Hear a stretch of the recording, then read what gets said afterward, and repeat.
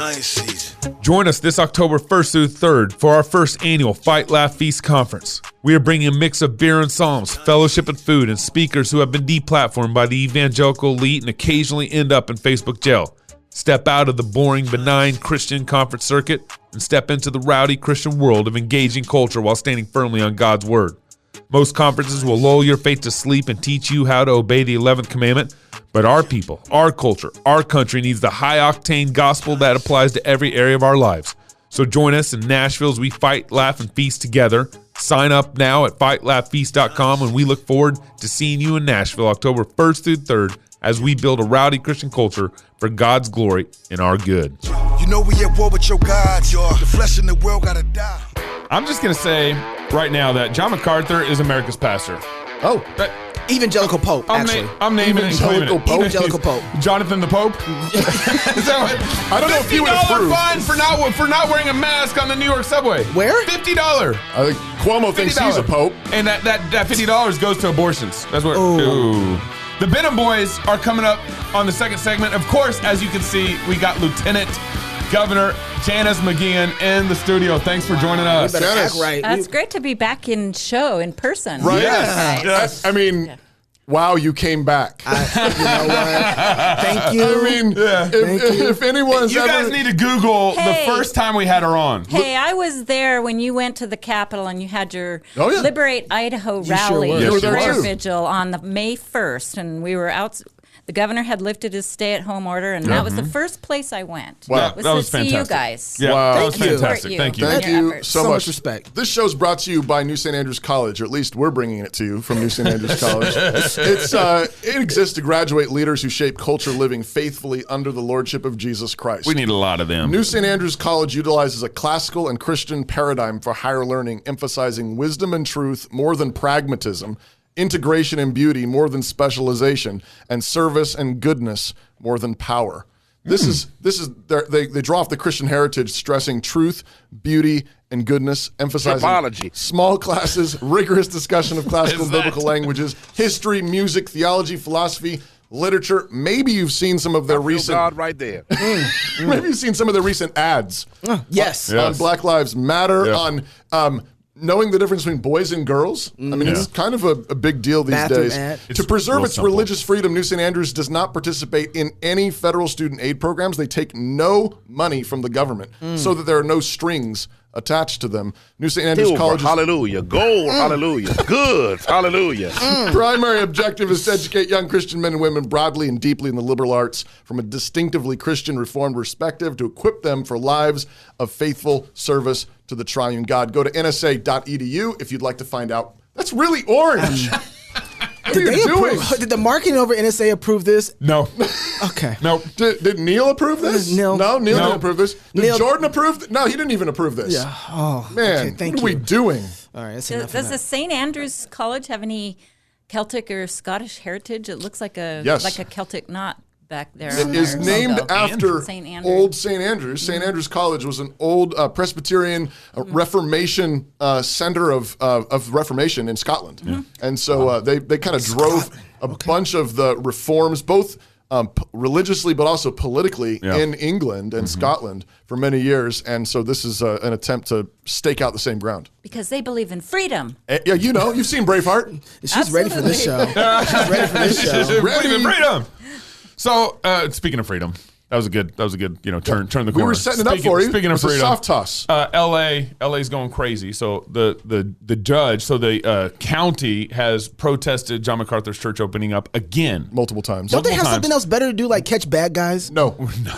Yes. You know, People burning down buildings. Don't they have- like fires or rolling blackouts or I'm thinking they should be busy right now, putting out the fires that they got. Yeah, right? California looks like a third world country starting to. Well, Judge- we're about to understand there. why. Judge Mitchell Beckloff Shame on you. sides with public health officials who took legal action last month to enforce health orders against Grace Community Church. They're ordered not to meet in person inside. Yeah. As of this Sunday. And what's MacArthur going to do? All right, absent an intervention before Sunday, Pastor, what is your plan?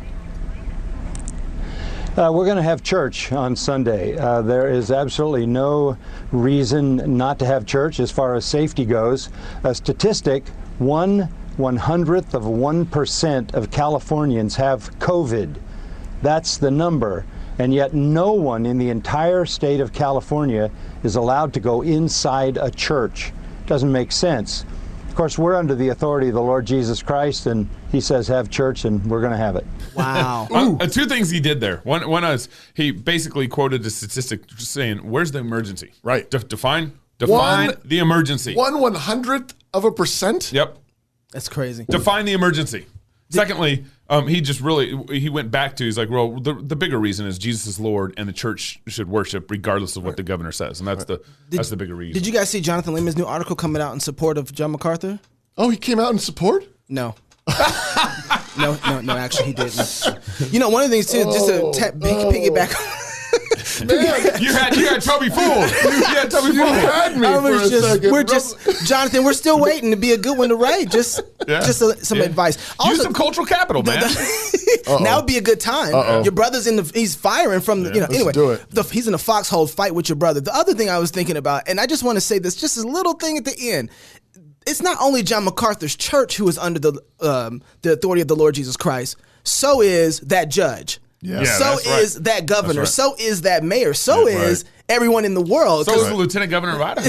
Everybody is. And so, we can't forget that everyone is actually under the authority of lordship of Jesus Christ. That's why we can appeal to the laws and the standards. And that's why we can also say that judge is wrong. That judge is wrong, and it's wrong constitutionally, sure, but it's also wrong because he's going against the Lord Jesus. Yeah, you can't forget. All authority in heaven and earth has been given to me, is what Jesus said. Go and make disciples, baptizing and teaching. All authority is given to Jesus Christ. Yeah. Well, I like there's some issues I have coming up with the lawyer's question here. What? The lawyer's answer.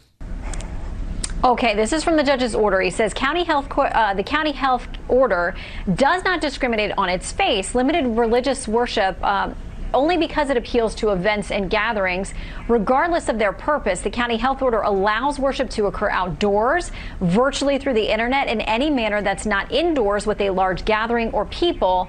Essentially, they're the judge saying, Jenna, that it's not targeted at religion. We're not allowing bars and other places for people to gather in large groups. We're treating everybody like slaves. It's not just about targeting churches. How do you respond? Well, it certainly is targeting churches because we don't see these types of restrictions and enforcement against large protests and other political statements that the county has actually lauded on their own Twitter and encouraged participation. And it's certainly also discriminatory enforcement here. And the ruling didn't really even consider a lot of the meritorious constitutional arguments that we claimed. But the bottom line here, Shannon, is that when the government is allowed this type of broad and arbitrary, unlimited, indefinite power, then our rights become mere privileges. And for the judge to characterize this as simply as the county allowing these types of worship services, that's not for the county to decide. That's why our founders put free exercise of religion as a fundamentally constitutionally protected right. So we're going to stand up for Pastor John MacArthur and Grace Community Church because he's absolutely right. He gets to hold church. Now, I want to know what you're going to disagree with, because I would not want to go to war with her. No. So my problem is not really a problem, but it's a problem. You want to go to war? So basically, I'm going to go to war because we could go to war. She gives. I'm for real. I'm for real. You trying to say something? I'll let Keel finish. Is that Peel or Keel? That doesn't matter. What are you going to say? Okay, what's your deal? So she kind of gives credence or gives credit to the argument that the church is like a protest. She's saying basically there's partiality there. They're letting protests happen, but they won't let the church happen. Well, yeah, no, I agree on that. Okay. So what's your problem? But I want to pull the trump card. Can I pull the trump card? I want to pull the trump card and said, Congress shall make no law. Right. They gave the church. Right. They didn't give the church. The First Amendment includes not only not establishing a religion. Yep. It also includes the right to peaceably assemble. Right. So it's all included constitutionally. Right. Although, of course, in terms of back to the lordship of Jesus Christ, what's a more important fundamental thing? Right. Gathering for worship. Yeah. Absolutely. But when we gather for worship, we're protesting all sin and evil. And Gabe, one of the reasons why that argument, and this is a sad, and I agree with you, I understand where you're going with this, but one of the reasons why those arguments don't work is because the erosion is so far back. We've eroded so far from that we have to argue okay, we can't even get that argument anymore. That is almost gone. Yeah, we can't argue from that anymore. So now we got to argue, well, hey, if they get a chance to riot and tear up the city, can we riot and not tear up the city? That's how we have to argue, because all those principles are so far eroded. We forgot them. You can't go back. Yeah. Janice, if this was happening in your state, what would you do? We would not have those orders in this state. But we did to begin with. But going farther back than our Constitution and our Declaration of Independence, you got to look at what was it that brought people to America, the shores of America in the first place, and that was they were escaping religious persecution from where they came from. Right. They came Regulations to the shores on how of to America worship. to escape religious persecution. Right. That's what America is all about. Right. That's where it all started. In fact, many of those pastors that fled, that were kicked out of their pulpits in England, fled because they were being told what they had to wear in worship. Yep. Well, that's funny because like masks. I don't know. I'm just saying. What's going on in New York, Gabe? Well, in New York, they're doing a $50 fine for anybody who doesn't wear a face mask on the subway. And I got a Governor Cuomo. Why is my mouse not working? Why can't you go next slide? All of a sudden? Andrew Cuomo. Did you get it? Yeah, I got it right here. Okay. So Andrew Cuomo tweets this out. He says, masks are required on all metro subways and buses. No rider has the right to endanger fellow riders by putting themselves above the law and refusing to wear a mask. I guess he believes masks work.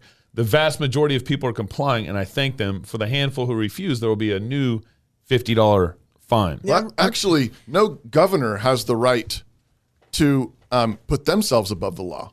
Yeah, I mean, you need to submit to the law too. Right, right. I mean, and no governor gets the right to just make stuff up. What do you mean above the law? Make that connection. At the same time that they're calling for defunding the police. Well, as you can see, they're not always the sharpest tools in the shed. Ooh, message.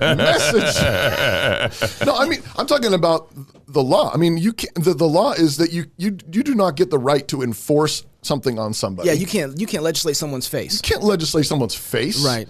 And especially when the science is so all over the map. That's right. On what, and don't start talking about the thing you talk about. There's ladies present now. About masks. About how masks don't work? Yeah, don't give the example. I'm not going to do it. Watch Wednesday's show. No, but he's legislating things that are illegal. That's right. This is illegal. That's right. To say that you have to do this is illegal. To require someone to wear a piece of clothing is what you're saying. Kerry Gordon talked about that too. It's like, everyone talks about Romans 13, but the real point is that everyone is supposed to submit to God's word. Everyone's supposed to submit to the law. And these are the people who are not acting like that they're submitting to the law. They're not But submitting. this is me. So last night I was going through this and we were going through the stories and Sharon heard me read this tweet and she's like, wait a second. So you can actually dismember a human being into multiple pieces, throw them inside of a trash bag, and put them in the back. That's healthy. No fines. Women's healthcare. No fines. No Women's fines. healthcare. But then wearing a mask in the subway, fines. Yeah. She's like, it's so crazy. There In were fact- 130,000 black babies, just black babies, that were dead. That's it. 130,000 that were killed, and 118,000 that were born. Wow. That's in New York. In New York. Yeah, just New York. Yeah. Wow. More babies are aborted than born in New York. And he's concerned about life. Right. He's concerned about masks. No. I don't believe him for 1 second. No. In fact, those not only there's no fines, but they're actually funded. They're funded and supported and encouraged. Tax dollars paying for it. It's the complete opposite of Romans 13. Right. And if punish evil, reward good. And if you don't pay your taxes to help support the murder of the unborn, then you're going to get in big trouble. That's right. Shame on you. This is worse. Well, this is David Bonson, before I move to the next topic that's connected, but David Bonson tweeted this out. He said, millions of people have taught politicians that if you want to impose Orwellian statist oppression, all you have to do is medicalize it. So the play is the government says, I'm for your health. Right. I'm for you. I'm for keeping you alive. I'm for helping you. This is a health crisis. It's a health crisis. Well, we talked about this when what was the guy who pulled down the Stonewall Jackson statue? That was the mayor of Richmond. Mayor of Richmond pulls down the Stonewall Jackson statue because it was a public health menace. Yeah, I forget the actual terminology, but yeah. A statue is a public health. He used the public emergency orders during the COVID to take down Stonewall Jackson. Right. And so we've said this before, but that means if they can use the public health orders, public crisis, health crisis that they have access to pull down a statue. To pull down a statue, they can tell you to wear a condom. They can tell you to do this. They can tell you to do that. They can evict you from a building. Yeah, I mean, exactly. This is insane. This is the very definitions of straining a gnat. Oh yeah, because swallowing camels. Swallowing camels. You mean if police had killed 130,000 black people. Right? Right. But that's not even. It's not even close. It's not even close. It's less. Are you? I'm so upset right now. Not even close. Right. Not even close. Right. I mean, what was it? 17. Well, these 17 last year. 17 these black men were killed by police and they didn't have weapons. And these riots have killed more black people. They have than police officers. Over 30 people have died. And we want to completely defund the police and completely restructure it and change it. While the majority of little black babies are getting slaughtered, we can't touch Stonewall Jackson's statue. Right. We can't even look at it. Shame on us. Right. Stonewall Jackson, I don't even know all his stances. But let's say he ain't got them numbers. Yeah, I was gonna say he's benevolent, he's kind, he's gracious compared to New York City's governor. I was reading I'm sorry, Gabe. I'm just talking right now, but I was reading a book. You have to go read Blood and Skin and Blood, I think, by Doug Wilson. You have to go read it. It's his book on race. It's absolutely fabulous. But one of the things he said in there, he's like, if you really had to think about where you want to be born in the world right now, would you rather be born in 1850 or in Chicago 2020? As a black man? As a black man. As a black man. And I would say, when you want to be born in New York, where you probably have 60 to 70% chance you won't be born at all. Right. Yeah. Or in 1850. That's the contrast. Honestly, what's your chances? You got to flip a coin. Where do you want to go? 1850. 1850, because you won't make it. You probably won't be the 40% that probably gets a chance to live. Well, and you'll be free in 15 years, too. 1850. Right? Your fight will be a lot better for life. That's for sure. That's where we're at. Did you guys see that it's up 300% of the number of people pulling their kids out of Texas public schools to homeschool them? That's it? Hey, that's a lot. We're just trying to fan the flame here. You're right. Come on, we're fanning the flame. Let me give a stat, and I got a question for Janice here. The stat last year, about 1,000 kids were pulled out of public school last year in Texas at this time. In 2019, last year. Okay. It's now, this year, at this time, is 4,055 that have pulled out this last year. One of the things that I've been thinking through is with the Republican Party is we have to have a better solution for how to deal with public schools. Yeah, absolutely. Because I don't think if the Republican Party doesn't have a good policy on how to deal with public schools, we're just funding a losing battle because the public school system is just training kids to vote against conservatives when they get older. That's right. Before we move into that, I want to make one quick comment about the New York situation. My husband Jimmy and I together in the mornings we watch. It's the Squawk Box, and you keep track of the financials and But just yesterday in New York City, there were about 150 top corporate CEOs that signed a letter of no confidence to Mayor de Blasio and the way he's handling the situation, calling for defunding the police, and then keeping businesses shut down. Right. New York is such a mess right now. But then, of course, and full disclosure, I'm a Republican. But right after that letter was released, a letter of no confidence by top CEOs in America, there's a picture of Joe Biden sitting right next to de Blasio, and they're both sitting there with their masks on. If being a Republican, I think that'd be a great campaign ad for our president. There you go. For real. Yeah. Well, and even the police union came out and endorsed Trump. The New York Police Union endorsed Trump. Yep. I mean, that's telling you quite a bit right there. Yeah. So to education. Yes. That's a great topic to discuss. The members, there was a working committee of legislators that discussed the opportunity for presenting different ideas for choice and supporting parents in education, because I also view this as a great opportunity for what we're experiencing right now. If we're not, if our kids are not in the classroom face to face for what we're paying for through our property tax and our income tax and sales tax, then we need to be looking at different ideas of how to provide this critical function for our kids, is teaching them. And so I think it's a great opportunity to introduce some new ideas, to give more more choice to parents. In California, this is the idea of learning pods is spreading like wildfire. It's not. What's a learning pod? Well, where the parents will pool their money together and hire a teacher to tutor their kids. Okay. And it could be there could be 10 kids in the group, or 15 or 20. Yep. It's just a matter of the parents pooling their money to hire that teacher. Yeah. So they are doing it with money above what I was going to ask, are they getting their taxes back yet? No, but there's no reason why we couldn't be looking at that as a solution here in Idaho. Yeah. If we're not getting what we're paying for in the brick and mortar classroom, then we should be looking at different ideas to give parents this opportunity and this choice. And I see it as a win-win, because the teachers can, if we gave $4,000 per child, let the money follow the child, $4,000 for each child. If there were 15 students in the classroom, let's make it 10, because that's easier calculation. Easier numbers. The teacher could earn $40,000 right there. They'd have 10 students in their classroom. They'd have more money. They'd have fewer students and more freedom and flexibility to be able to just teach and not do what we expect more and more from our teachers in the classroom. It'd be parent and social mentor and do all the things that are happening in our public classrooms. That assumes that parents are actually better at running the education of their kids than the state. Well, it assumes our government's going to get an ear to it too. Yeah. We'll talk more. Okay, we're going to have more with you on the third segment. Right now, we're going to get ready for the Benham brothers. Benham boys. The Benham. Well, there's only one of them, so I got mixed up. Yeah, the Benham boys. I don't know which one was crying. I can't remember which one. One of them was sucking his thumb. Jason was sucking his thumb. You don't want to miss this interview. Coming up next with David Benham and Kirk Cameron. He kind of made his way in there. Kirk made it in there. So in 2016, we found out that our youngest son, Asher, had cancer. And I will just never forget crying in the lobby of the hospital on the phone with the Samaritan Ministries person on the other end who ended the call saying, let's just pray about this.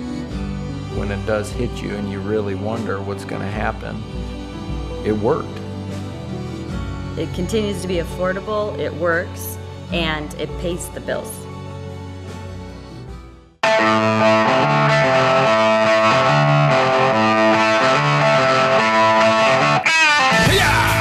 It's a Texas interview, you know? No, it's not. It's not a Texas interview. Yeah, it is. I got to do it. Nobody's in Texas, Gabe. It's true. No one's in Texas. Why? No one from Texas. Because no one's in Texas. You can leave Texas, but it's really hard to get Texas out of you. You know what I'm saying? Yeah, Hey, David? Welcome get back. that purple out of you. Welcome back to Cross Politic. Be quiet. We're trying to do a show. Trying to. Welcome back. We are very grateful to have with us on the line right now one of the Benham twins. David. I'm going to go. Jason. We're going to go with David, although we wouldn't know. It could be Jason. The bio that I was given is all in plural, so I'm just going to refer to David as they the whole time. Are you sure he identifies as that? That's his That's great. It's his pronoun. Is that your pronoun, David? Hey, I identify as that for the next 20 minutes. They are former professional baseball players, nationally acclaimed entrepreneurs, best-selling authors. They started a company that grew to 100 offices in 35 states. Wow. Catapulted them to national stage, topping charts like Inc. magazine's fastest growing companies, Franchise 500's top new franchises. The list goes on. That's a good list to be on. Their success eventually lands them on a reality show with HGTV in 2014. Not for long, though. Not for long. Which was abruptly canceled when people found out that they loved Jesus. Since that time, David and Jason have started dozens of businesses, written several books, launched an online coaching series called Expert Ownership, where they train people how to serve God and thrive in business. They're happily married. They are happily married. Oh. And they live on a street in Charlotte, North Carolina, apparently the same street, and have 9 kids. Wait, okay, I just... this is getting weird. This bio keeps going. David, thanks for joining us on Cross Politic. Hey, thanks, man. That's the best bio I've ever had read, man. That's great. We try. So you got canceled before it was cool to get canceled. That's right. And I'm sure we were part of cancel culture. Yeah. Before. Not sure our audience knows your story. So just briefly, I know you've told it billions of times. Get us there. How did you get canceled off HGTV?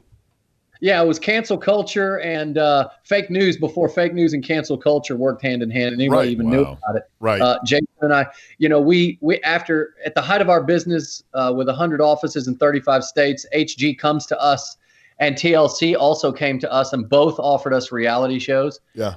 We were negotiating with TLC long before HGTV, and then finally HGTV. They had just signed Chip and Joanna Gaines. Yep. And they hadn't even piloted them yet. And they said, listen, we want family friendly type of networking of productions on our network. And so what we're going to do is bring both of your families and raise you to the top of the network. So we decided to sign with HG. We said, but do you know about us? You might want to do some research. Our dad is a pro-life veteran. Yep. Jason and I are very vocal about marriage.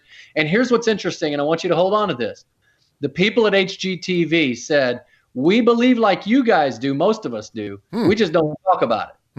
So that's the thing. You can talk, you can believe anything you want in today's America, but once you start talking about what you believe, if it doesn't fit the narrative, now you're in trouble. So HG says, listen, we think that this is going to be a big show. They threw a bunch of money at us. Then they start running commercials, and we're 5 weeks into a 10-week film shoot. And that's when the activist groups out of California started circling the wagons around HGTV. Wow. Because they knew they weren't going to get me and Jason to bow. They wanted us. They were like, man, you hate women, you hate gays, you hate Muslims. Nothing could be further from the truth. Right. But that's what they said. And HGTV, behind closed doors, they kept calling us. We had executive calls with them consistently. And they're like, guys, we're staying with you. Don't worry about it. You guys, this is just a narrative. And we're like, they're not going to go away. You guys just buckle up for the fight. And then when they started talking about going to the advertisers and all this stuff, that's when HGTV pulled the plug on the show. And I had to jerk the thumb out of Jason's mouth and get him out of the fetal position when they made the phone call. I was like, listen, we were born for a fight, man. That's why Jason didn't come on the show today. That's exactly right. So we definitely know this one is David. Got him. Now, did I hear that you were recently involved in some kind of pro-life thing? You got arrested? Did you get arrested or something? Yeah, I got arrested. My brother's sitting at the pool sipping lemonade, and I heard that down the road, we have a pro-life ministry. Yeah. We've had it for 10 years. It's a federally recognized nonprofit 501c3. 5,000 mothers have chosen life. And then what we do is we don't just say, hey, we're against abortion. We are for life. So we help them with prenatal visits. We help them with housing and assistance ministries. We help them with abuse recovery. We help them with baby showers, the whole 9 yards. So we're doing a lot of stuff. Anyway, so when this whole COVID thing broke out, and they said that abortion clinics and liquor stores and casinos could be open, we said, listen, we are a 501c3 nonprofit ministry, and we're giving life essential help to these mothers. So what we did was we put 3 sidewalk counselors out at our busiest abortion clinic in Charlotte. Been there for 10 years. We were socially distanced. We had hand sanitizer. We were doing everything we were supposed to do. And then the police showed up, about 15 of them, and they were about to start making arrests. And so I was just sipping coffee one Saturday morning. I get a phone call from our attorney, and I rushed down there. And they said, Mr. Benham, you're leading what they called a protest. They said, you're leading a protest of more than 10 people. And I was like, first of all, you're lying. Now, let me pause. 10 days later was the first big BLM protest. Right. And they don't have to wear masks. They can do anything they want. Had I showed up with a baseball bat and a Molotov cocktail, they might have been okay with it. If I would have started hitting the cop car, if I would have started hitting the cop car, calling them pigs, maybe they would have said I was a peaceful protester. But whatever. Yeah. So they told me, no, you can't be here. And I said, first of all, I'm not leading a protest. Second of all, I'm the chairman of a board of a 501c3. Third of all, my sidewalk counselors. There are 3 of them over there. They are socially distanced. They are within their rights as an essential organization to be here. And they said, sir, if you do not leave, we will arrest you. And I knew at that moment, I am not leaving. Yeah. I'm drawing a line in the sand. So they arrested me. Wow. Are you challenging that in court or anything like that? I am suing the socks off of them. There you go. I'm buggy whipping them with a backhand. I'm not even giving them my open hand. We're going backhand. Go ahead.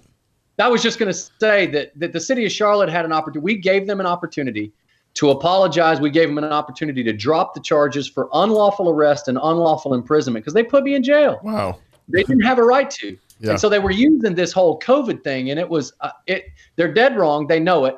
So I've got the Alliance Defending Freedom in my corner. They're my Mick. We're in the ring with them. And City of Charlotte won't back off. And unfortunately, it's going to be an egg in their face. And I don't want it to be. I love my city. But if they're going to be pushing us around, at the same time allowing all of these other protesters through our city, they're throwing smoke bombs. They're painting the murals. Right. They're bashing out windows to our businesses. Are they making arrests? No. If they do make the arrest, the attorney lets them off immediately. Yep. Wow. But they're going to throw a guy like me in jail when I'm creating jobs, expanding the tax base, and paying hundreds of thousands of dollars in property taxes to my city. Wow. This is nuts.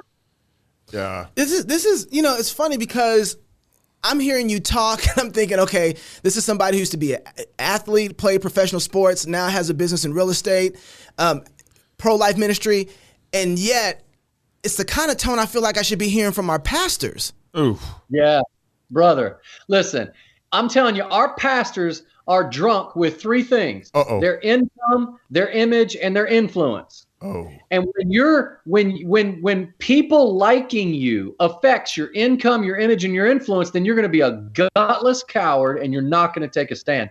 You know what? Wow. When I read Mark chapter 8 and Jesus says, if anyone wants to be my disciple, he must deny himself, pick up his cross, and follow me. If anyone wants to lose or save his life, he'll lose it. But if you lose your life for my sake in the gospel, you'll surely find it. And then he goes on and says, if anyone is ashamed of me and my words in this sinful and adulterous generation, the Son of Man will be ashamed of him when he comes with his holy angels in his Father's glory. This is so important for us to say, listen, don't be so full of yourself, pastor. You big congregation and your Twitter following, and you look really cool. You spend more time accessorizing yourself than expositing the word of God. You got to get on your face and repent. Wow. Because the condition of the nation is where we are because of the church of Jesus Christ. But David, and when there's a fog in the pulpit, there's a mist in the pew. Are you being a good witness, good testimony? You're so mean. Aren't you being mean? Listen. Those who don't know Jesus Christ love the message of the gospel if God has given them eyes to see. The message of the cross is foolishness to those who are perishing, but to those who are saved, it is the power of God. Wow. The thing is that when I speak forcefully, it's at the people of God, specifically the shepherds. Yeah. They call themselves shepherds. In John chapter 10, Jesus says, the true shepherd lays down his life for the sheep. And when a supposed shepherd, sees a wolf coming and runs, and the wolf scatters and devours the flock, he is not a shepherd, he's a hireling. And I believe my message is hard at the hirelings of this country, at the hireling shepherds. I'm going to put a small s there. They think they're shepherds. They're not shepherds. You know what they are? They're life coaches. They're CEOs. That's right. They're entrepreneurs. They misplace their convictions thinking that they somehow need to be behind a pulpit. And what they've done is they've taken Madison Avenue, Hollywood, and Wall Street and brought it into the Church of Jesus Christ. They need to retire. They need to repent, retire, and go get into business, and I'll help them grow their business. I'm not about to let them sit here and lead the church. Wow. Wow. This is not the David I remember in high school when I was beating you in basketball and taking your cheerleaders out after the game. You know, this is a different David. You made me this, man, because I'd sit over in the corner sucking my thumb. I'm not knowing what I'm supposed to do. Sitting up there being like Jason. Jason still got his thumb in his mouth. Oh my goodness. And I mean, I'm assuming like you're applying this. I mean, we've been talking about this whole COVID thing for the last number of months. And I mean, apart from John MacArthur and maybe a couple of other guys, I mean, are there any dudes left who are pastoring churches? Have you seen Greg Locke in Tennessee? I haven't heard about him. Listen, there's a lot of for every one celebrity hotshot pastor that's full of himself, there's about 1,000 biblical shepherds that ain't nobody know about. And here's what's happened today. And I hate to get on the soapbox here, but I'm telling you, this whole social media thing, here's what happens. We have fools that have megaphones. And when the men of God that have walked faithfully with their wives, they've raised godly kids. And I'm not saying they all have to be perfect. My kids aren't perfect. I'm not saying any of that, but I'm just saying the men that have been there, done that, got some wrinkles in their eyes. They've failed a lot, but then they've gotten things right and they've got some gray hair, they deserve to be heard. But they're not the ones being heard now. It's the ones who know how to manipulate their marketing package. They know how to facilitate a really cool, sexy webinar, or they know how to, put on the lights and the camera and the fog machines. And I like all that stuff, but I'm just saying that's what they put their hope in, and they build this huge platform. So that's what we hear.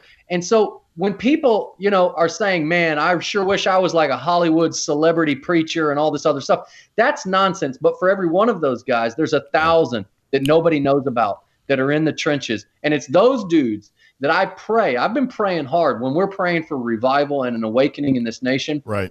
I've been praying specifically that God would take as the Apostle Paul said, you have many teachers, but few fathers. Take all these supposed teachers, all these influencers, all these Instagram sensation celebrity preachers, get them off and bring fathers in. Let these dads come in, because dads aren't going to let their daughters sit there and become a social experiment to the transgender radical left agenda. The dads are not going to sit there and identify with a son that's confused about his gender or confused about his sexuality. Wow. No, what a dad does is he said, this is what's true.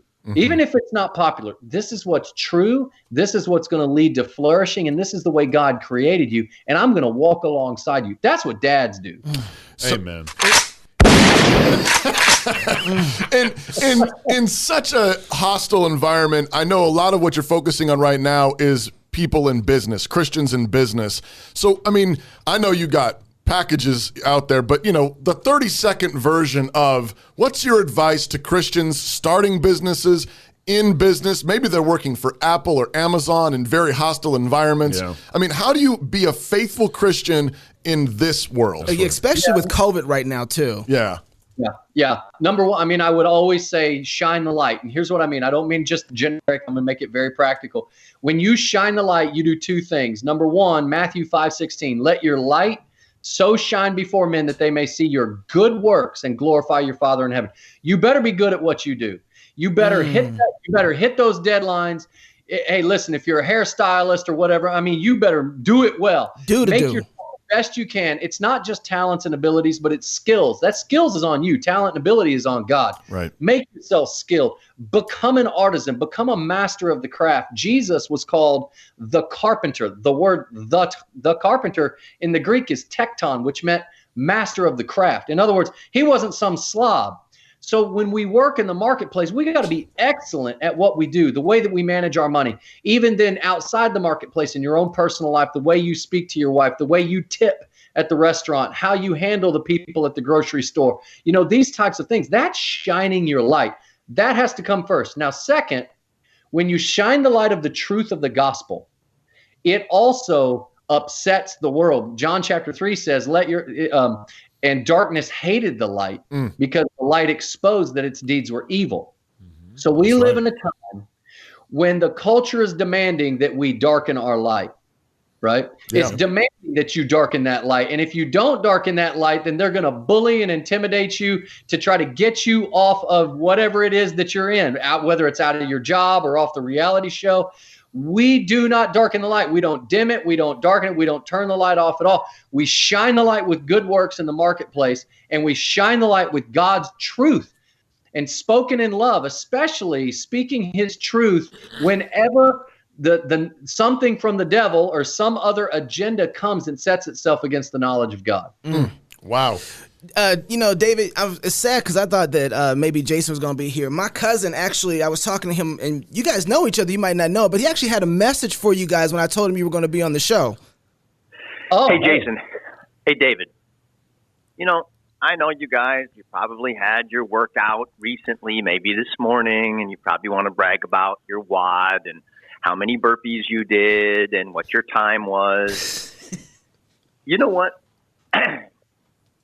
I'm going to punch you so hard. I'm going to knock your teeth so far down your throat, you're going to have to unzip your pants to chew your food. I can't wait to see you. Listen, let me tell you something. Kirk Cameron will get my elbow in his chest so fast. That was Kirk Cameron. Yeah, it was. I just want to know, what did y'all do to make "Show Me That Smile Again" turn into that? We hosted the National Bible Bee with Kirk, and he looked like a vomitous mass in his T-shirt. And we were like, Kirk, listen, man, we gotta beefcake you up. Meet us at the gym, at the hotel gym, first thing in the morning. And so the next morning he met us, and we just did a 12-minute Tabata workout, and the dude about puked. Oh my goodness! I have a feeling it's not over yet. David, what else are you guys doing, and how can we follow you and keep up with what you guys got going on? Well, we've developed the Expert Ownership Live event that's October 21st, expertownershiplive.com. We've got John Maxwell, Duck Commander, Otterbox, John Bevere, Michael Jr. People, we're getting folks on talking about how can we, not only as believers, but just as Americans, be the best in business that we can possibly be, even in the midst of COVID, even in the midst of riots, even in the midst of all this other stuff. So we're going to be hitting on all of that, talking about work-life balance and talking about managing our money and all these things.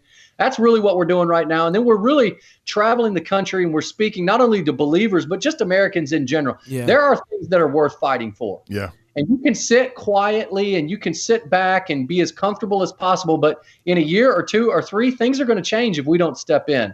So for the sake of our country and for the sake of our God, we need to be a voice for truth. Got a website for me?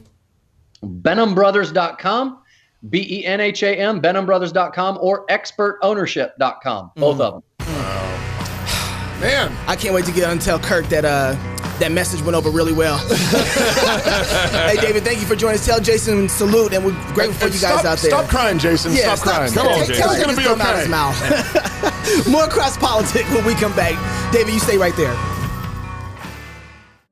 Hi, I'm Robert Borton, CEO of Classical Conversations. Our most precious commodity is time. No one has ever lied on their deathbed wishing they had spent more time making money. They all wish they had spent more time creating a legacy. Our modern education system steals that legacy, steals that time from our children. That's why I'm passionate about homeschooling. That's why at Classical Conversations we want to give you more time to create that legacy, follow your passions, and glorify God. Visit classicalconversations.com for more information. I like those boys. Man. We did, to be fair, we did play back in high school. We played against each other in Dallas, Texas. They went to Garland Christian. I went to Lakewood Presbyterian School. You played ball, huh? Man, David was fire. Dude. Yeah. Man, he was not holding back. That was good. Dude. That was good. We need more guys and like I do remember him sucking his thumb after the game when we played him. Welcome back to Cross Politics. Thanks for joining us on the Fight Laugh Feast Network. With us in studio today, we're so grateful to have the Lieutenant Governor of Idaho, Janice McGeachin. Thank you for joining us again. Thanks for not running off in the middle of this last segment. No, appreciate you very much. And we got to dig into Idaho. But first, we have always said that the Republicans and the president do not understand the gravity of the situation, and every time we meet with them, it is reinforced. We want to reach an agreement for the American people, for our children and their education. So this video is it's a press conference after the Democrats voted to turn down the last stimulus bill this week. Wait. Democrats turning down money? Democrats turned down the stimulus bill. The COVID stimulus bill. It was too much money. Republicans are pushing money. Yeah, Republicans are trying to spend our grandchildren's money. But here's the deal. This is the second time they did that. Back in July, the Republicans proposed a $1 trillion bill. And the Democrats turned that down, and so the Republicans stripped it down to a couple $100 billion. $300 billion. And here's the kicker. Here's what killed the bill for the Democrats. Let me get to my notes here. I feel like right now I'm in the place where I got to choose if I want to be eaten by an alligator or a shark. I don't know which one's going to be more painful. The one that's slower? Right. I feel like I might be able to outrun an alligator on land. Right. I don't want to meet him in water. You stare at the shark. You stare at him. That's what you do. That's right. Me and you. That's what I learned. So this is why the Democrats voted it down. It was because they call it there's 2 poison pills in the bill. One was, to your point, actually funding for students to attend private schools. That was one of the reasons. There wasn't enough money in there? Because there was money. Because there was money that was going to go to school choice, basically. Oh, yeah. They can't give their kids away. Yep. And then the lawsuit, the bill also was shielding businesses from COVID lawsuits. So if a customer came into your business, got the coronavirus. Are you serious? Yeah. They identified those two things as the reason why they killed the bill. Specifically. Okay, I think, isn't in this clip too that Nancy was talking about the fact there wasn't enough money for rent, there wasn't enough money for food, maybe a little money, but not a whole lot of money for all the other things that they want to make sure that. And it's interesting because in some senses, she's right. Because if you're the one who's causing and telling me I can't go to work, if you're the one who's stopping and shutting down my economy from functioning and operating, because economy, echo, house law, right? I'm the one who's supposed to be, it's my responsibility. But you've interfered with that, right? Then in some sense, you kind of owe a form of restitution, right? And so but they don't have to be the ones interfering with you going to work. They don't have that right. You could just say, everybody go to work. Going to work. Like Nancy Pelosi went and got her did. So her what? Her hair did. Her. So, Lieutenant Governor, one of the problems that I've had in all this is kind of the perverse incentive of the decision that politicians had before them. So, for example, our mayor on March 25th shut down the city of Moscow the same day Governor Little shut down the state. A few hours beforehand. Yeah, a few hours beforehand. So Bill Lambert was first. And what he did is he shut down the businesses and basically said, you are not allowed to provide for your families right now. And so he looks like he's taking care of everyone's health while at the same time ruining your business. He gets to take credit for saving your life. And as soon as you and doesn't have to take any credit for the 3,000 jobs that were lost in Lake Tahoe County for all this. That's a very perverse incentive. But the perverse incentive, though, is even worse because and if you declare it an emergency, now you can tap into the emergency funding that's pouring in from either the state or the feds. If there's an emergency, then you can hook your hose up to the emergency funding. That's right. Biology. And if there's not an emergency, then you got to unhook your hose. So there's incentives to get millions of dollars flowing into town by declaring the emergency. So what you say? Before I answer your question, I have some inside information to share with you. That's why we brought you here. The real reason why Nancy Pelosi voted against that bill is because it did not include funding for her $12 a pint ice cream that she was loading up into her freezer. What? $10,000 freezer. Message. What? Her $10,000 freezer. Inside information. Wow. Wow. Yeah, just remember the decisions that are coming, who these decisions are coming from. Seriously. Well, that's more perverse incentive. So to answer your question was about the emergency declaration. And the kind of the perverse incentive that's there before a politician to look like they're saving lives while destroying your business, your job, and so forth. Well, how do you sort through that as Lieutenant Governor? It's no secret across the state that I have taken a different position than our governor Does he know on the issue.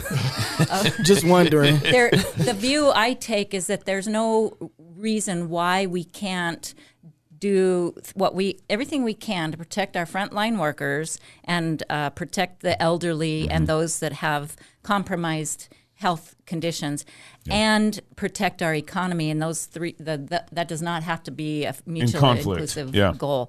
So I've taken a position in contrary to the decisions that have been made, and I've looked at this very closely, and I compared the guidelines and the recommendations that come from the federal government, and that they are guidelines, they're recommendations. And the purpose of the guidelines was to protect our critical infrastructure workforce because it's important. We need to make sure our economy goes on.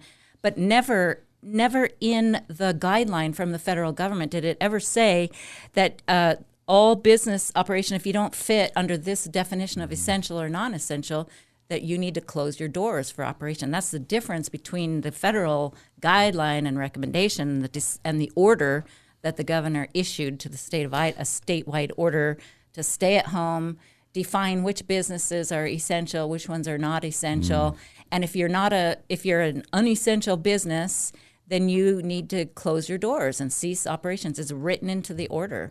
And then to tell us that we can't assemble and gather where we and worship as we see fit. The strong, very strong difference of approach there. Right. And it's not just myself that feels that way. There's people all over the state that share the same sentiment, members of our legislature. So there was... Where did the category essential and non-essential come from?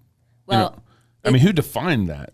Like as I said, the Trump administration, U.S. Department of Homeland Security, issued a list, and they identified, they call it critical infrastructure workforce. And it says that we should do all that we can to protect the people that work in those sectors to ensure the flow of economic activity in our country. It never did say that if you don't fall into that category, that you should shut your door. So when we talked to you back in, I think came it was from Trump. April, yeah. Well, no, but he didn't actually. Did he use that language of essential or non-essential? No. He used critical. It was critical infrastructure. I don't think he used it. The language is written into the order that was written by our governor. Okay, so Governor Little's the one that came up with unessential or essential, but a lot of states were playing with it. All the states were playing with it. Yeah. So when we talked to you back in April, you mentioned that you had these differing views. You were being vocal. You were going to some of the protests, and she went to Hardware Brewery. At that point, we were kind of in lockdown. We were still in. I don't know what phase we were in, but it was still sort of semi. You've been listening to fake news way too much. I did not leave my home community until after the isolation stay-home order was lifted on April the 30th. They've accused the media, mainstream media, has accused me of attending all these rallies outside of the governor's order. I like that. I thought you were more rebellious. Well, that's why I went to yours. I know. But you did go to Hardware Brewery, and they weren't allowed to open on May 1st. So you were at the restaurant, and they weren't allowed to open. That part is true, and I admit. That's a good move. I readily admit, I was a little parched back then. Hadn't had a beer in a while. And I decided to go up. I was invited to the Hardware Brewing Company because they made a decision that they couldn't. I mean, at that point, we had been 5 weeks under this isolation order, and businesses, when you have zero income coming in, you cannot pay your taxes, your property taxes. You can't pay your electric bills. I mean, people can't survive. So they made a decision that regardless, they were going to open, not because they were being stubborn or ornery, but it was out of necessity. It was survival, and they invited me to come up there.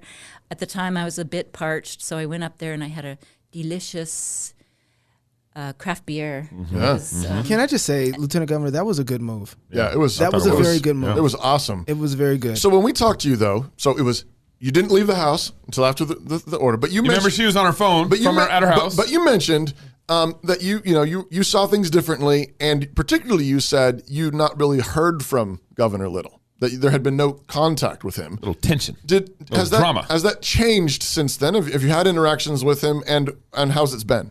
Well, and my chief of staff, Jordan Waters, and my husband. Jordan Waters. You got it. My husband also, they advised me, said, there's a day that you're going to have a meeting with the governor and face to face. So we picked up the phone. We made that phone call. My husband drove to Boise with me to meet with the governor on that day. It was first part of June. And we had the conversation. And my message to the governor, that what I wanted to convey to him is that, I asked him the question, do you think that it's prudent for the people of Idaho, for the second in command, the lieutenant governor, to not be involved in the information and what's flowing through our state? That if, God forbid, and every day we pray for the health and safety of our governor, but God forbid if something were to happen to him and the second in command needed to step into place, it would be better for the people of Idaho for the second in command to be more involved and engaged in the process. So since then, our offices have had committed to each other we do have used to be every day an update. Now we're down to twice a week having an update between his staff and myself. So we do have better information coming through, but I am not a part of the critical decisions that are being made. The governor, one of the first things that he did was appoint a coronavirus working task group, and it was comprised of people from the Idaho Hospital Association, a couple of doctors, a private sector person, a retired CEO of the hospital and physician, and they really are. That's the group that's driving the decisions that are being made in our state. And I've not been. We have asked to just at least have a call-in number when they do meet, so I can listen and know what is, what's being discussed, and we don't have that access. Lieutenant Governor, is this normal? Is this how things normally engage with Lieutenant Governor and governors? How does that process? Isn't there way more? I'm hoping, I would like to believe that communications are better between Lieutenant Governor and governor. No offense. I think Brad Little's being a little catty. Well, we need to I shared this with some people today. We all need to move beyond the next election and stand on principle and do what's right for the people of Idaho. We've learned a lot from the experience that we've had. There's been some mistakes that have been made, including some of my own. We're all human beings. We need to do the best that we can as leaders to fight to protect the people of Idaho, fight to protect the principles upon which our state and our nation were founded, the principles of the Republic of Idaho. That is the most important thing that we need to be doing right now, and working together. There's so much I want to talk about, but one of the things I can't help but think about is I moved to Idaho 6 years ago, and so I spent a lot of time trying to understand the culture and community that I'm in, and moving from basically Georgia all the way here. It's been amazing to me to understand the group of people of Idaho. They are some of the most resourceful people, down, dirty, gritty. They get it done. No complaining, loving, take care of their neighbor. I mean, it's been amazing to me to come to a place and to see the Northwest. It's different. And I know that about the people of Idaho. I would think that they would be capable enough of making good decisions of how to love their neighbor and how to take care of their own businesses without having an overlord kind of give them tell them what to do. And that's just me from looking at it, my perspective. From what that used to be a Republican thing too. But what you see from the people of Idaho, you touch them every day. You see that, right? Absolutely. And I believe in the people of Idaho. I see so much opportunity in this state that we can take care of each other. Yeah. And it's all about if we have the freedom and the liberty to run our businesses, provide for our families without having this heavy hand of government being smacked across our face, telling us that you have to do this, you have to do that, you can't go to this business. You can go to the big box store, but you can't go to the main street store. Right. You can't go worship as you see fit. Right. What do you think next legislative session should accomplish because of what's happened this last year? Well, if I were in charge, the first thing I would do is I would ask the legislature, would you please put some constraints on my power, because we're all human beings, and there's a weakness in us when absolute power corrupts absolutely. And I think that our experience has been revealed. We've learned a lot. We see that there is a lot of power that has been claimed in the hands of a certain one individual. And so we need to recognize that there are holes in our statute, and our Constitution needs to be addressed as well. What happened? Because our Constitution, our founding fathers, they put together this carefully crafted form of government where there's an equal balance of power between the legislative, the executive, and the judicial branch of government. Yeah. Right. And the statutes need to be shored up, because that's not what's happening right now. We don't need to be in this emergency anymore. Right. It's not about the money. It's the statute is written that any proclamation or executive order during this section, during the disaster emergency declaration, has the same effect of law. And so that's the concern, is that that's a really important constitutional issue. That's a big hole. It's being violated. Yeah, right. Because that's the purview of the legislative body to be making a lot of the decisions that are being made right Now, now. there was a special legislative session held in August that I was kind of hopeful about and then was pretty disappointed ultimately. And the House passed some kind of resolution to end the emergency order, and then the Senate didn't even take it up. Really. Didn't take it up and and passed maybe some kind of light recommendation that the governor consider maybe doing that on Tuesday at one. I don't think it was this really light thing. What happened at the special session, and what do you make of it? I went over to Boise, and I have been advocating for more legislative involvement from the very beginning. And so, of course, I was happy that finally, 6 months later, it was happening. But I also had some apprehension about it because I had listened to some of the bills that were being discussed in the working groups prior to this, and it was the bill that came out, thank God, was different than the one that had been promoted by this working group to give immunity to government and force businesses to enforce the government mandates. So thank God that's not the bill that passed through, but that's the one that was being promoted. And so, plus I also knew that there were a lot of people that were suffering for months on end, have lost their job, their livelihood, their hope, and their opportunity in their career.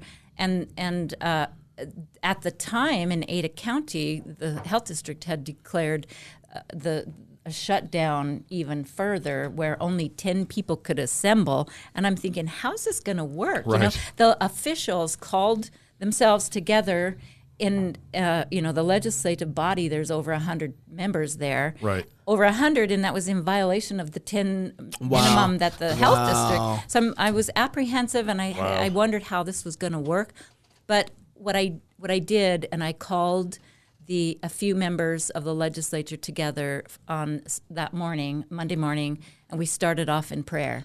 And together we prayed for three things. We prayed for wisdom and guidance and direction from God to help lead us, in these next few days.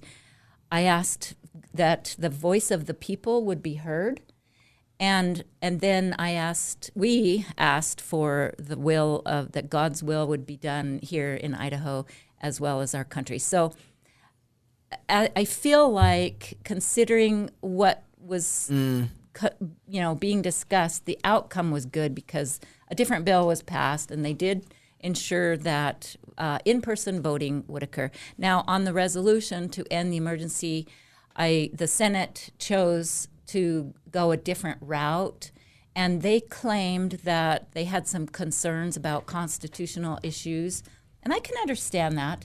But at the same time, you have to also understand that by the executive director of our state now keeping us in this emergency order, where any proclamation or executive order has the same force and effect of law, that means, if that goes on through the end of this year, that means that purview, the legislative purview of how we spend money and policy issues, is being redirected to the executive branch. And that's a very serious constitutional is anybody else afraid of that? Because that's what I would immediately be afraid of that. Well, that's exactly what they say they want Trump doing, right?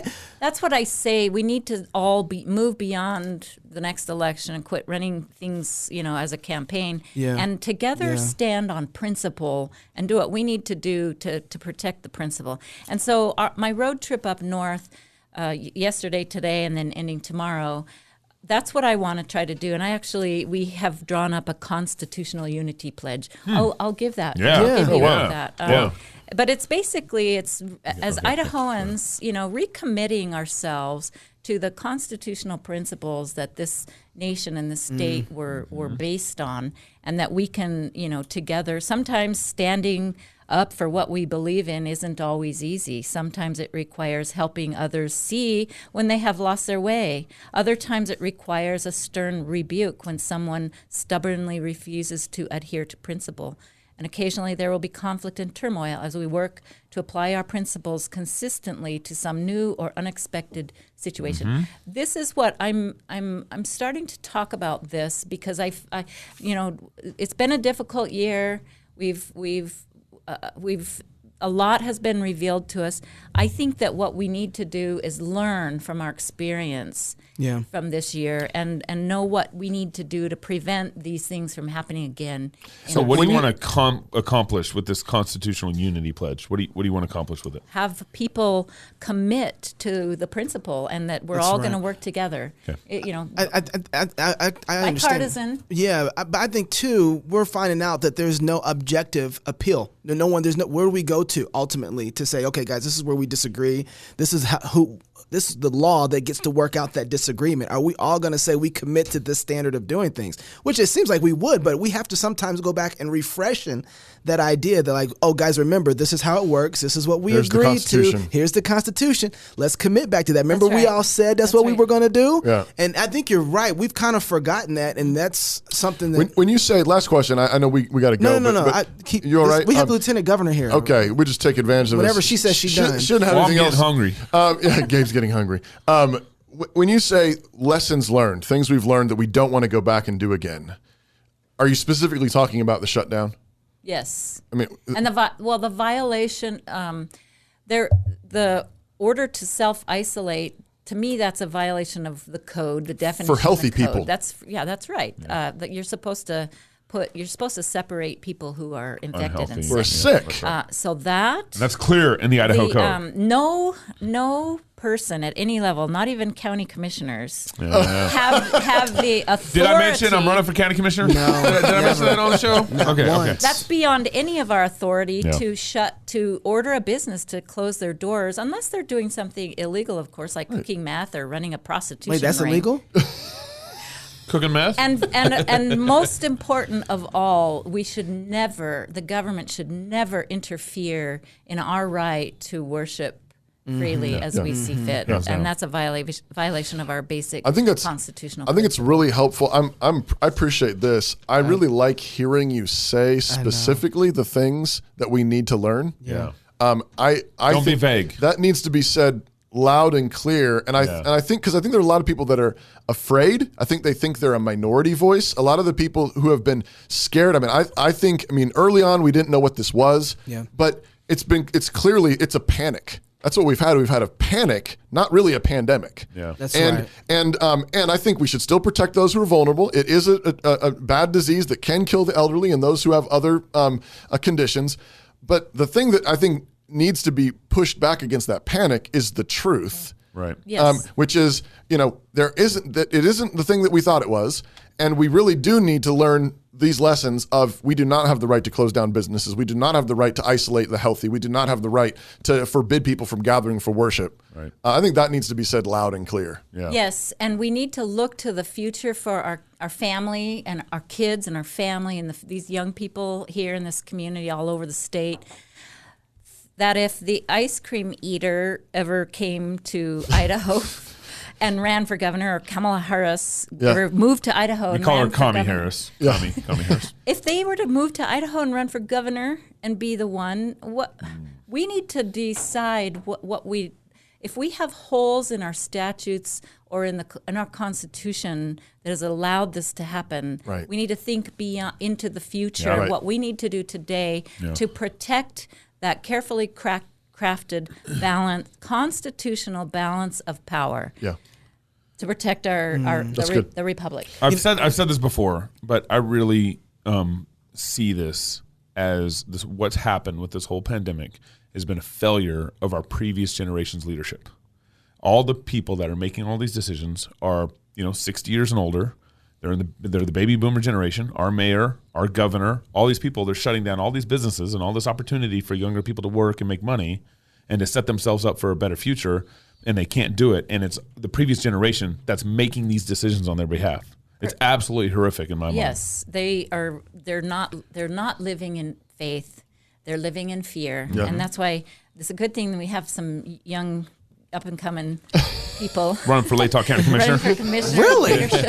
Yeah. And we need to support that's right. you and the next generation. Yeah. Lieutenant Governor, I just want to tell you, we had a show with you a couple years back, and you weren't Lieutenant Governor then, and you came on the show, and I remember I kind of pushed you a little bit, and I got to tell you, The reason I do that, when we have guys on the show, guys or girls in your case, on the show that come on that are either in positions of power or want power, I always want to know how they're going to act when the everything's on the table. Yeah. When the bet is not just playing for, chips anymore, it's real money. It's clear. When you have real lives. And real lives matter, the whole thing that's going on. And we were finding out more and more that, John MacArthur is in California, one of the few people who is standing by himself of what's left of the Christian evangelical Mount Rushmore. Not much left. Not much left. And you wouldn't have been able to tell me 15, 20 years ago that was going to be his fate. Mm-hmm. And I want to say, watching you through this pandemic or feardemic has been amazing to watch you take a hard line against the status quo, and something we don't see a whole lot from Republicans. We've watched them fold. We watched them say, I'm concerned about the next in line. And I got to say, you have just been enjoyable to watch, and I have so much respect to see you put your career on the line for the people of Idaho. Well, thanks for saying that, but I say the same thing about you guys and Mr. MacArthur, for all of us who stand up, and it's not easy. Sometimes it's not easy. No, it's not easy at all. But I'm looking at you, and I'm beyond you. I'm looking there, and I see the cross, and I know that all of us who are willing to put ourselves forward and stand for the principle, we never had to. We can do anything with the support of our God and Christ, who made the ultimate sacrifice for us. That's and if Christ can go up the hill carrying the cross over the burden of the cross on his back and go through that kind of persecution, then anything that I have to go through, or you as county commissioner, is nothing. Right. That's exactly right. All I'm saying is, if you don't primary Governor Little, I will. That's all I'm saying. On that note, if you're single, get married. If you're married, have kids. And if you have kids, go baptize them. Until next week, love God with all your heart, soul, mind, and strength. Love your neighbor as yourself. Go fight, laugh, and feast. Join the club and download the app. Hey, Lieutenant Governor, thank you so much for joining us. It's great to be with you guys. See you guys at the conference, October 1st through 3rd, Nashville. What are those fools doing? Now, when Sanballat heard that we were rebuilding the walls of Christendom, he was greatly enraged, and he jeered. What are those fools doing? Can they restore all these ruins themselves? Will they sacrifice? Do they think they can finish in a day? Will they revive the charred and shattered stones out of the heaps of rubbish? And the priests of modern decay laughed, saying, if so much as a fox goes up on their wall, he will break down their city. So we built our walls, for the people had a mind to work, and in the ruins of the West we laid our foundations. From that day on, half of us worked on construction, and half held the spears, shields, bows, and coats of mail. And those who carried burdens were trained to labor on the work with one hand and hold a weapon to defend it with the other. And all had a sword strapped to their sides and a tool in their hands. In the ruins we live, even while we rebuild them. In the ruins we marry and make love and raise children who raise the walls. In the ruins we craft wine and raise sanctuaries and barns. In the ruins we build and we film and we write and we read and we sing and we laugh and play rugby with pumpkins. In the ruins we raise our hands with swords and shovels and bless the Lord, for the earth is his and all who dwell therein. And each day, by his grace, we are less ruined. Each day our walls and our loves and our songs grow taller. For the city is a living city, and we are living stones.